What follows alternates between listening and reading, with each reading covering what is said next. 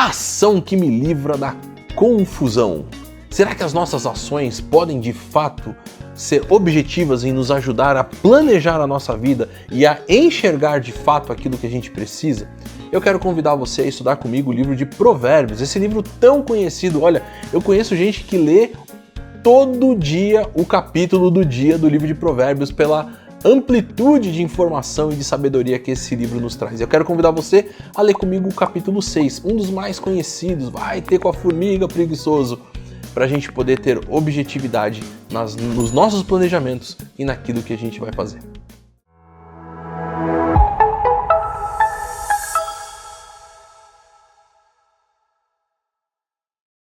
E agora, durante a nossa reflexão, eu quero convidar você a prestar atenção. Sei que a gente já teve momentos muito especiais aqui na nossa celebração IBNU, onde pudemos cantar, pudemos expressar com essa melodia, né?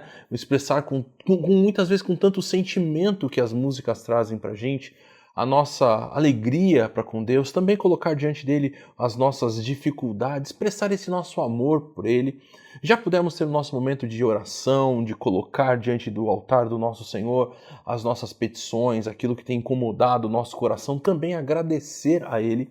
Mas eu quero convidar você a refletir agora na palavra de Deus. Eu quero convidar você para, nesse momento, se conectar de fato com aquilo que Deus quer ensinar aos nossos corações ao longo desses pequenos, breves momentos que nós vamos ter juntos aqui, lendo um texto que é muito conhecido, talvez até mesmo um dos mais conhecidos, até por quem nem frequenta comunidade evangélica, nem está ligado com nada a ver com Bíblia ou com religião. Tenho certeza que você conhece também esse texto, aquele famoso texto de Provérbios que fala da formiga, vai ter com a formiga preguiçoso. Lembra dele? Tenho certeza que sim.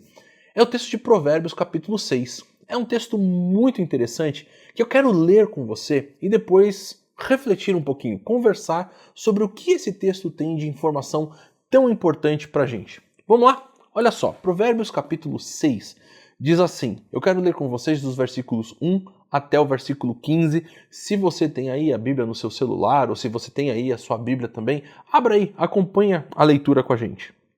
Diz assim, meu filho, se você serviu de fiador do seu próximo, se com um aperto de mãos empenhou-se por um estranho e caiu na armadilha das palavras que você mesmo disse, está prisioneiro do que falou. Então, meu filho, uma vez que você caiu nas mãos do seu próximo, vá, humilhe-se, insista, incomode o seu próximo. Não se entregue ao sono, não procure descansar. Livre-se como a gazela se livra do caçador, como a ave do laço que a pode prender. Observe a formiga, preguiçoso. Reflita nos caminhos dela e seja sábio. Ela não tem chefe, não tem supervisor, nem governante, e ainda assim armazena suas provisões no verão e na época da colheita ajunta o seu alimento. Até quando você vai ficar deitado, preguiçoso? Quando se levantará do seu sono? Tirando uma soneca, cochilando um pouco, cruzando um pouco os braços para descansar, a sua pobreza o surpreenderá como um assaltante e a sua necessidade sobrevirá como um homem armado sobre você. O perverso não tem caráter. Anda de um lado para o outro dizendo coisas maldosas. Pisca o olho, arrasta os pés, faz sinais com os dedos, tem no coração o propósito de enganar. Planeja sempre o mal e semeia a discórdia. Por isso, a desgraça se abaterá repentinamente sobre ele. De um golpe será destruído irremediavelmente.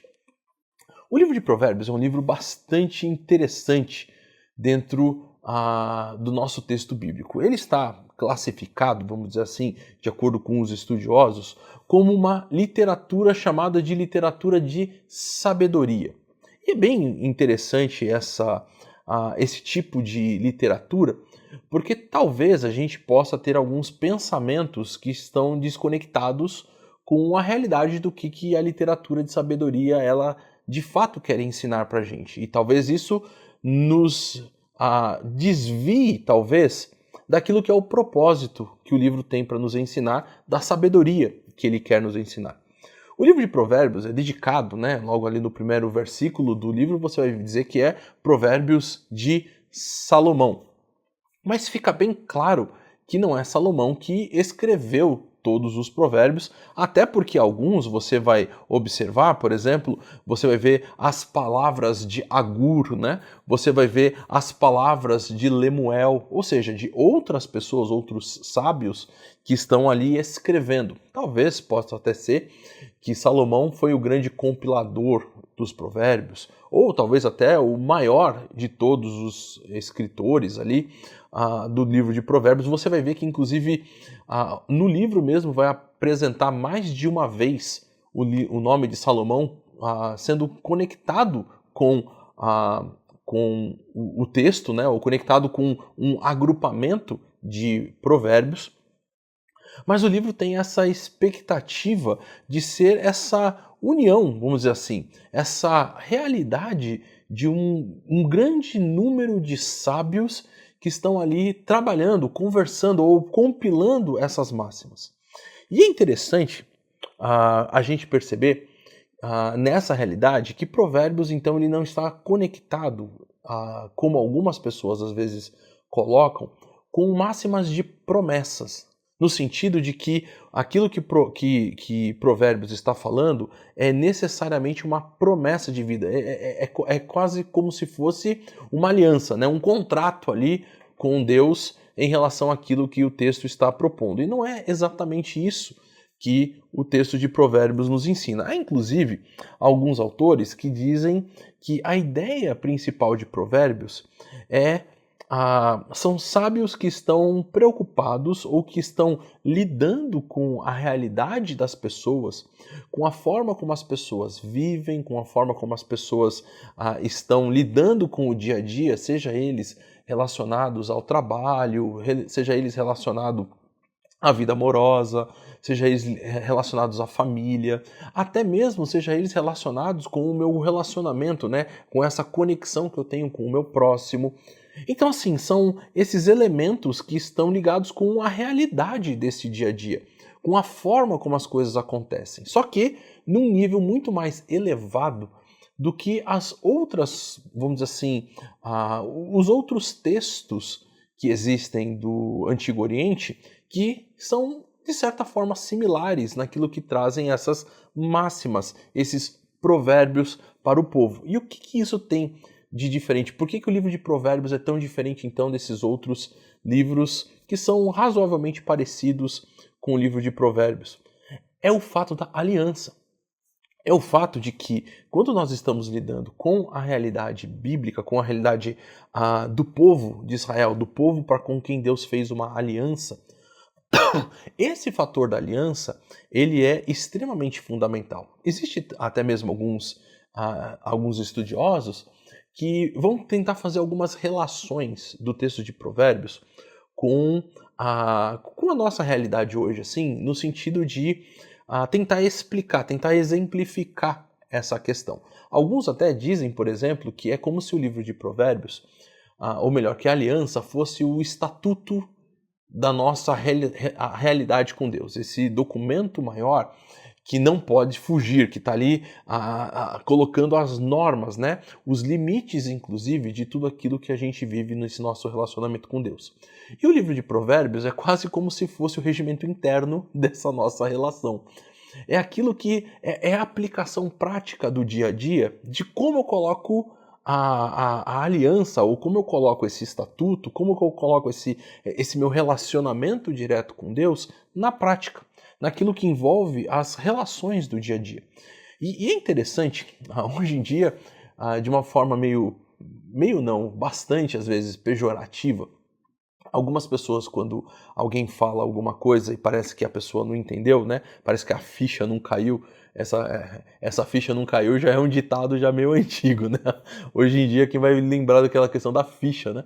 Mas quando parece que não bateu, né, o Tico e o Teco com a informação que foi dada, o que às vezes as pessoas falam? Pô, você não entendeu? Você quer que eu desenhe?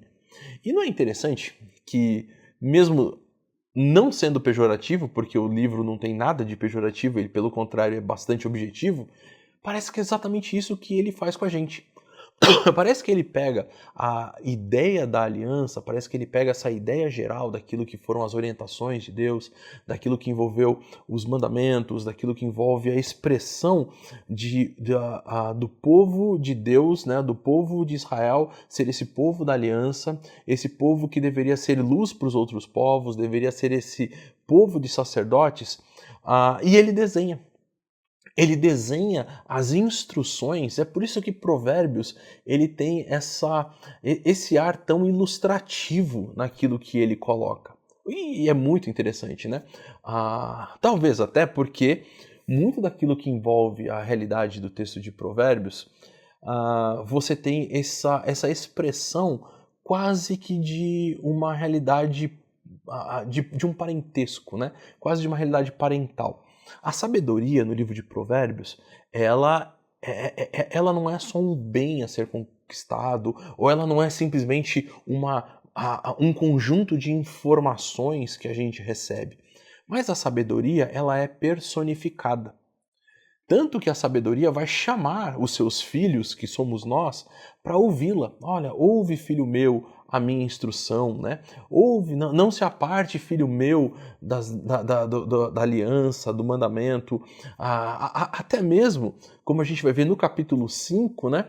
A sabedoria fala, filho meu, por que você fez isso? Falando ali daquele filho que vai se envolver com questões de imoralidade, e parece que ela está ali toda frustrada. Por que você fez isso? O que aconteceu com você? E isso é bem interessante, porque isso remete às nossas questões como pai. As minhas filhas já não são pequenas, mas ainda assim eu lembro, né, de que muitas vezes quando a gente queria ensinar alguma coisa, a gente às vezes até fazia para que aquilo ficasse ilustrativo de como fazer. Então, na hora, por exemplo, de tomar um comprimido, né, a gente tomava o comprimido para ela ver como é que funcionava, como é que fazia a coisa, e para que ela talvez até não tivesse medo de fazer também. Quando eu era criança, algumas dessas realidades do livro de Provérbios ficavam bem assim latentes, né? A gente conseguia enxergar. Você lembra, por exemplo, daqueles desenhos antigos do Pica-Pau ou do Tom e Jerry, sabe, aqueles desenhos antigos, e que em alguns momentos aparecia que o personagem principal ali do desenho, ele tinha que domar um touro bravo. E aí o que você tinha? Você tinha aquele que estava extremamente irado, furioso, querendo destruir tudo, que era o touro. E como que era mencionado toda essa questão? Pelo fungar do nariz. Então, soltava aquela fumaça tal que aparecia ali na questão do desenho. E é assim que Provérbios chama essa pessoa que está irada, aquele que está fungando o nariz, né? Então são todas demonstrações assim bem claras, bem vívidas, ilustrativas de como Deus quer ensinar a gente para que a gente possa ter bastante assim a direção objetiva de como viver a nossa vida. E é por isso que a gente quer conversar com vocês hoje sobre esse texto. Esse texto que mostra essas direções bastante objetivas. O capítulo 6, de certa forma, ele começa a falar sobre realidades, consequências da nossa vida depois de viver uma realidade inconsequente. Depois na verdade, de estarmos recebendo consequências negativas por ações erradas que nós fizemos. Por isso que a ideia, né, da nossa meditação hoje é essa ação que me livra de certa confusão, me livra da confusão. E é por isso que, olha só, quando a gente olha para isso, a gente vai perceber que a primeira grande lição que o texto vai nos ensinar é o cuidado que a gente precisa ter para não se enfiar num regime, vamos dizer assim, de uma realidade de tolimento da nossa liberdade. É a ideia de não me tornar prisioneiro. E olha o que o texto vai dizer, lendo novamente para a gente relembrar, refrescar e poder conversar um pouquinho sobre o assunto.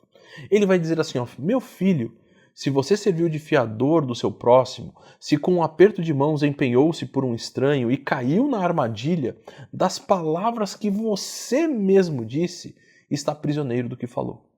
Então, meu filho, uma vez que você caiu nas mãos do seu próximo, vá, humilhe-se, insista, incomode o seu próximo.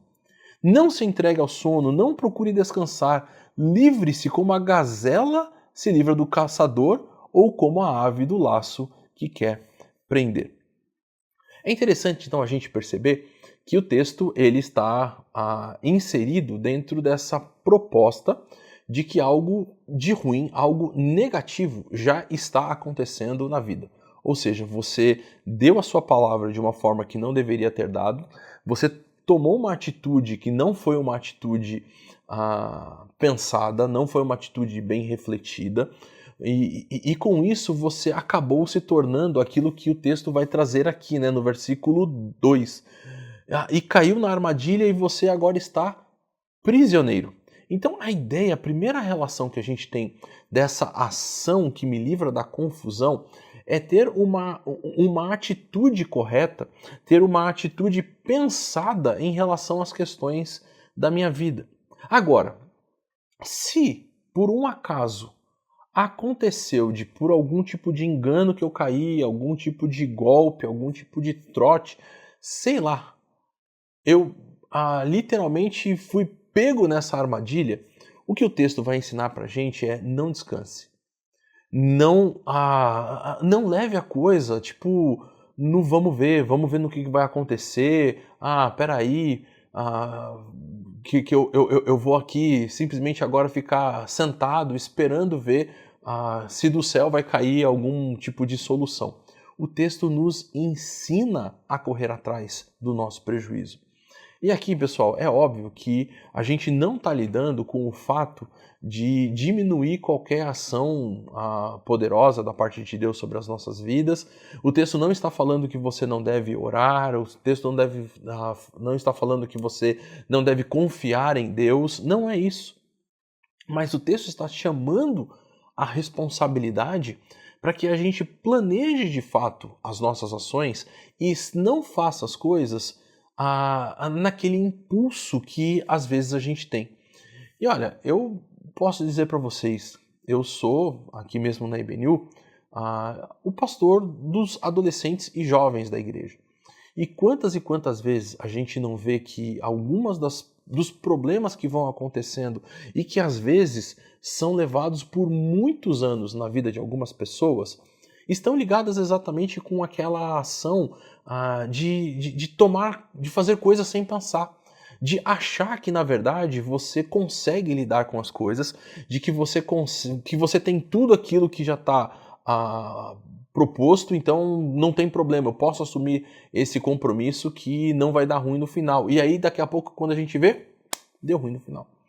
E aí a pessoa começa a ficar perdida, aí a pessoa começa a colocar a culpa em outros, a pessoa começa a lidar de uma forma totalmente descabida em alguns momentos a respeito dessa situação. E o texto está falando, gente, não é assim que a coisa funciona. Se você está recebendo, de certa forma, algum tipo de consequência a respeito de uma decisão errada, a respeito de uma palavra dada que não deveria ter sido dada, vá correr atrás. E ele não fala simplesmente, vai tentar. Ele vai dizer assim, se propõe até mesmo a se humilhar. Aqui também o texto não está dizendo para você viver humilhado, mas ele está falando, não fique com meias palavras, vamos dizer assim, sabe? Não leve a coisa só no banho-maria, sabe? Chega lá só me falar assim, poxa, vamos resolver aí, e a pessoa fala, não, vai, então tá bom. Não, ele falou assim, olha, eu preciso realmente resolver, eu quero estar com as coisas acertadas na minha vida. E talvez você possa estar vivendo alguma realidade nesse sentido. Talvez com questões do trabalho, questões da vida, ou até mesmo questões de relacionamento. Não deixe a poeira baixar. Vá. O texto nos diz assim, olha, incomode o seu próximo. E Jesus, ele traz uma parábola bem interessante lá no livro de Lucas sobre essa questão. Você vai lembrar aquela parábola chamada da parábola daquela viúva, né? Que dia após dia ela ia na presença daquele rei que o texto inclusive chama de juiz iníquo, né?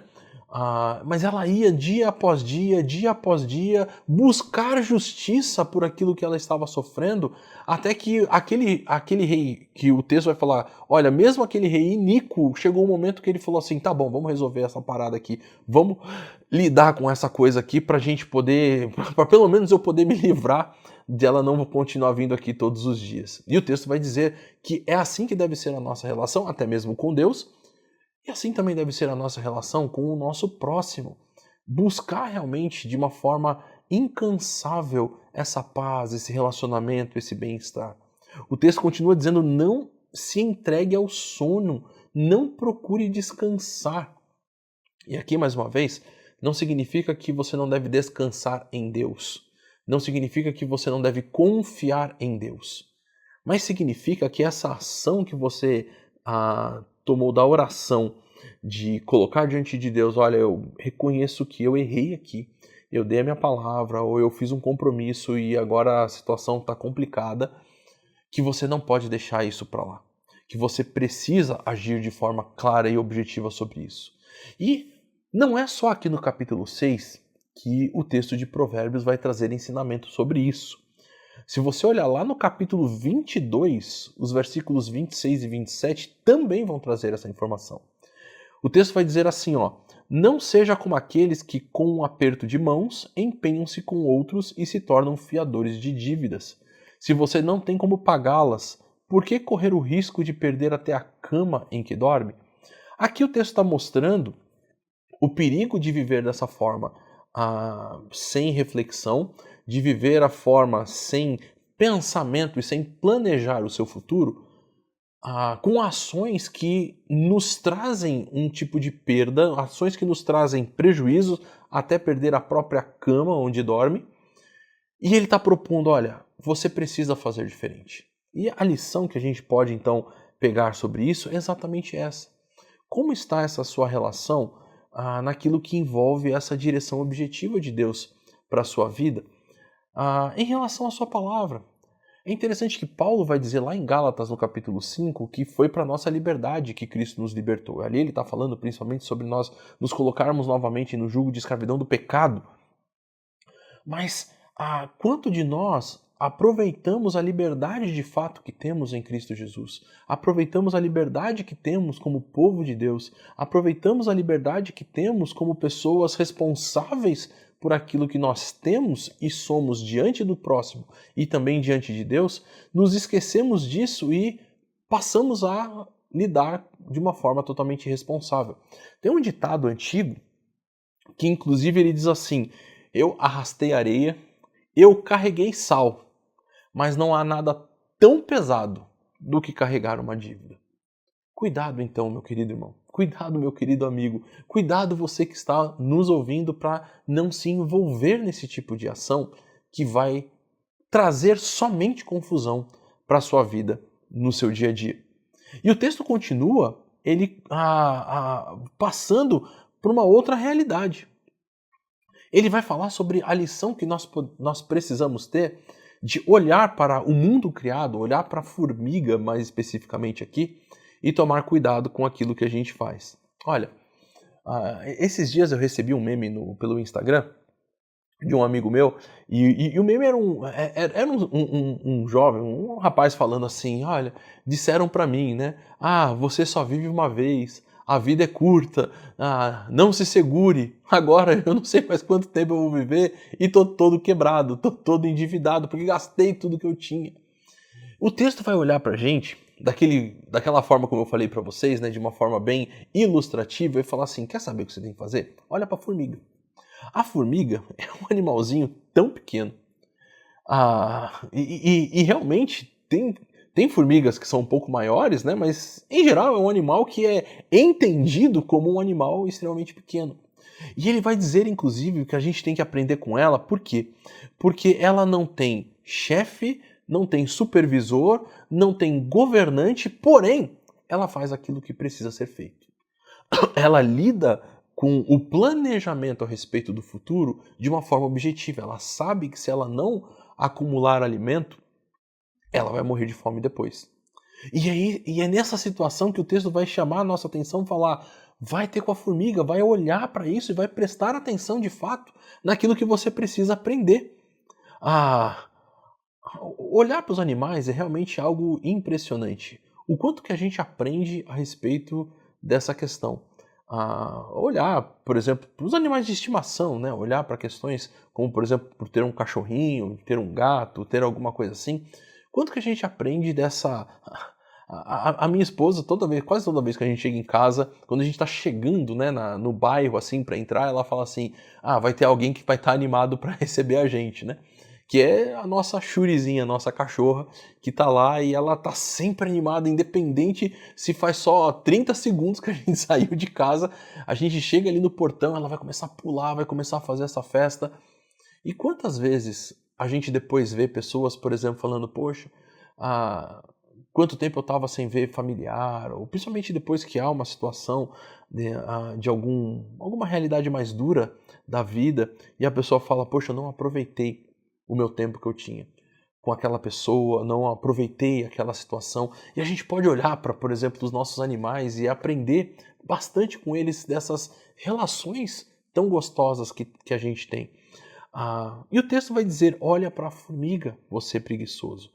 E não só isso, ele vai dizer assim, reflita nos caminhos dela e seja sábio. Como eu disse, ela não tem chefe, não tem supervisor, nem ninguém que governa, e ainda assim armazena suas provisões. No verão e na época da colheita junto seu alimento. Até quando você vai ficar deitado, preguiçoso? Quando se levantará do seu sono, tirando uma soneca, cochilando um pouco, cruzando um pouco os braços para descansar, a sua pobreza o surpreenderá como um assaltante, e a sua necessidade lhe sobrevirá como um homem armado. E aqui a gente tem, assim como nós tivemos no primeiro bloco falando sobre o perigo do nosso aprisionamento, e ele usa o exemplo da gazela e do passarinho, mostrando que eles vão fazer de tudo, todo o esforço possível para se libertar.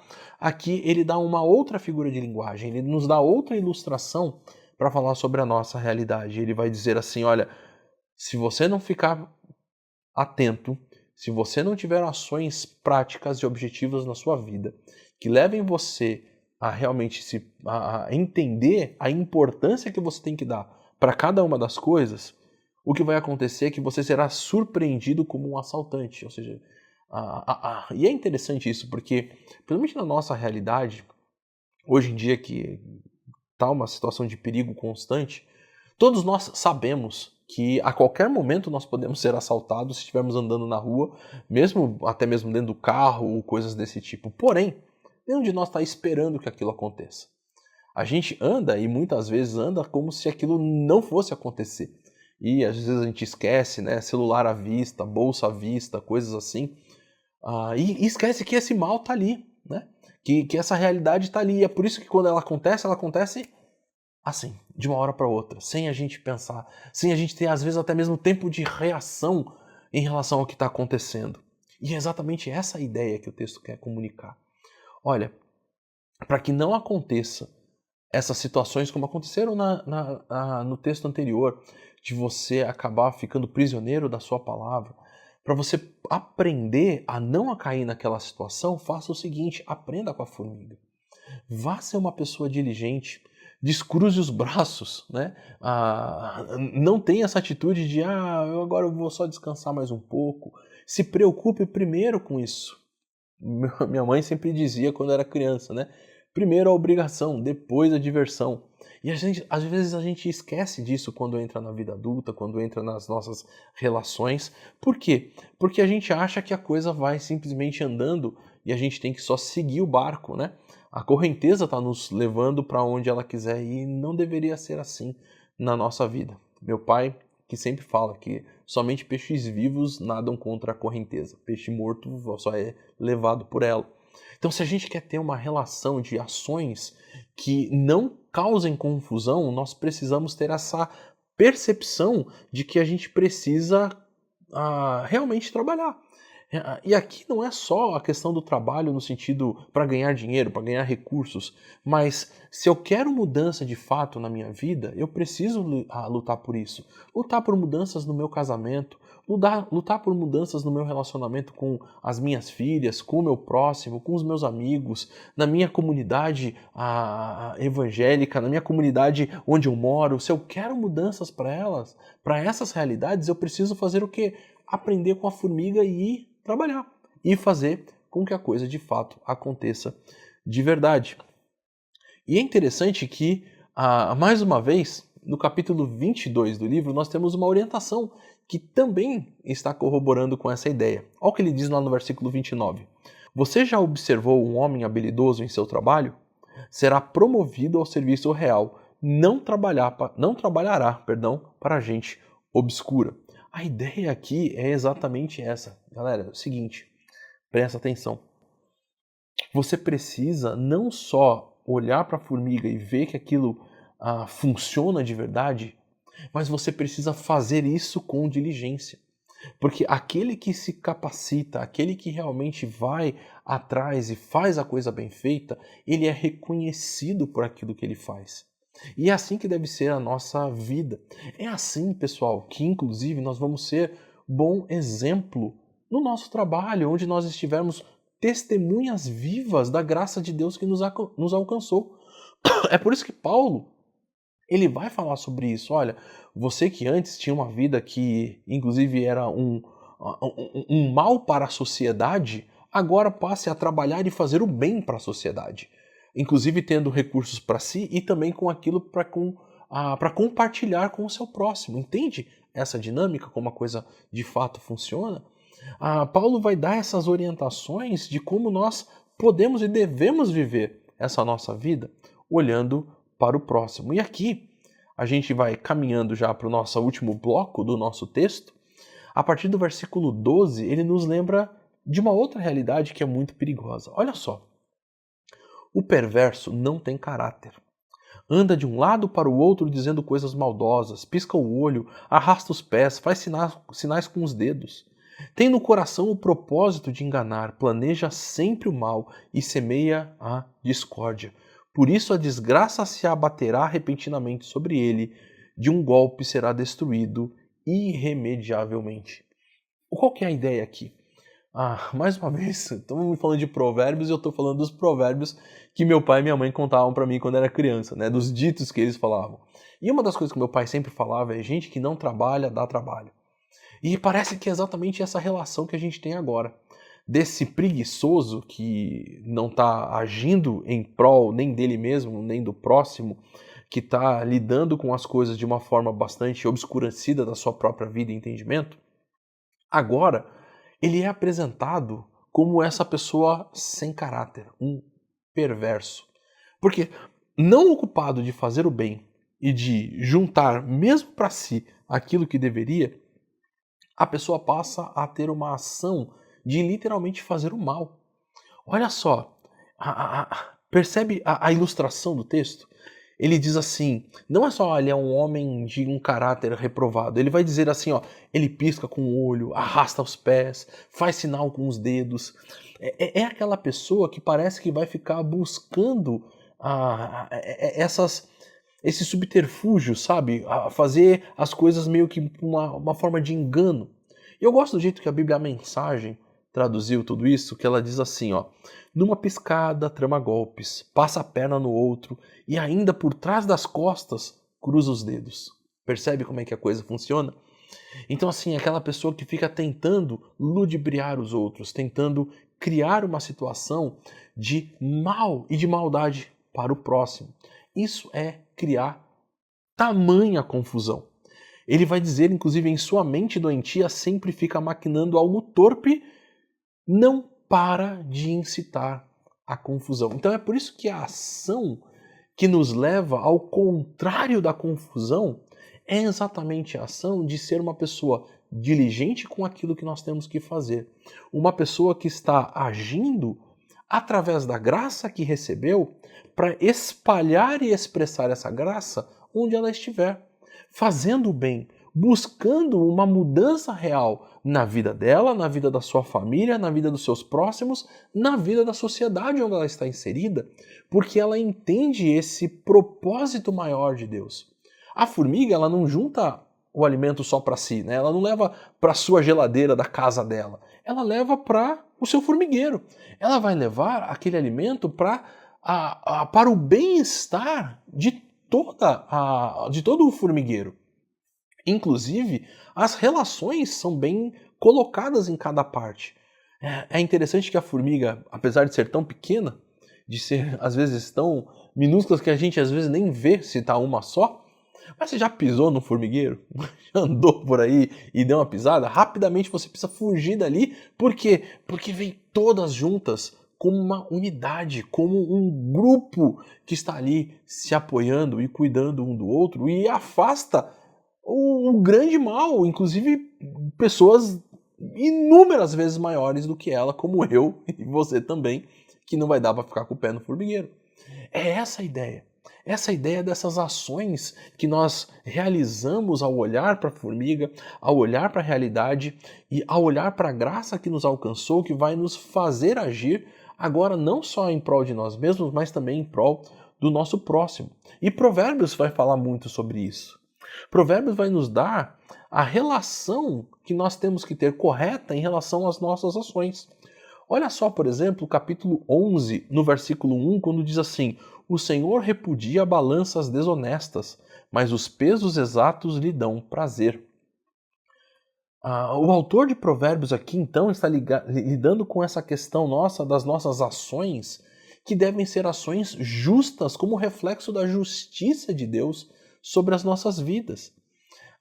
É a aplicação da justiça na nossa sociedade através das nossas ações que glorificam a Deus e trazem paz para a nossa vida e para a sociedade. No Provérbios capítulo 12, o versículo 27, a gente já leu: o preguiçoso não aproveita a sua caça, mas o diligente dá valor aos seus bens. Perdão, a gente tinha lido já o 29, não esse aqui, o 27. Mas aqui é uma ação que deve ser realizada com dedicação. Veja só, aquela pessoa que caça, eu não sei se você já teve essa oportunidade de sair para caçar, mas todo o ambiente da caça é um ambiente de extrema diligência, de extrema capacitação, de identificar que tipo de animal que passou por ali, de identificar que tipo de arma você precisa, de que tipo de, talvez até mesmo de armadilha para poder pegar aquele animal, onde você deve ficar, questão de se o vento está a favor ou contra. Tem uma série de coisas, não é simplesmente sair ali com alguma coisa que você vai ser bem sucedido. Então a ideia é que aquela pessoa que não é dedicada àquilo que ela faz, ela mesmo nem consegue aproveitar daquilo que foi a sua ação. O 22 e 29, esse sim a gente já tinha lido, fala sobre essa ação como uma valorização pessoal. Aqui tem um perigo. Há o perigo de algumas pessoas colocarem o seu valor através do seu trabalho.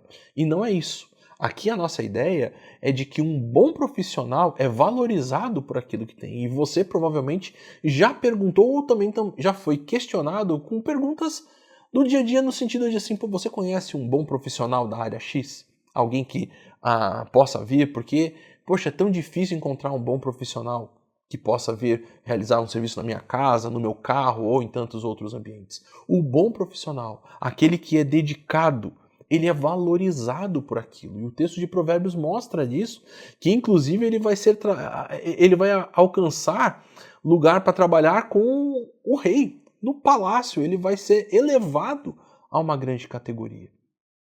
Já aquele que não é diligente, daquele que não valoriza essa relação, ele vai ficar trabalhando em lugares obscurecidos, vai trabalhando meio que na margem dessa possibilidade. E isso temos que tomar bastante cuidado.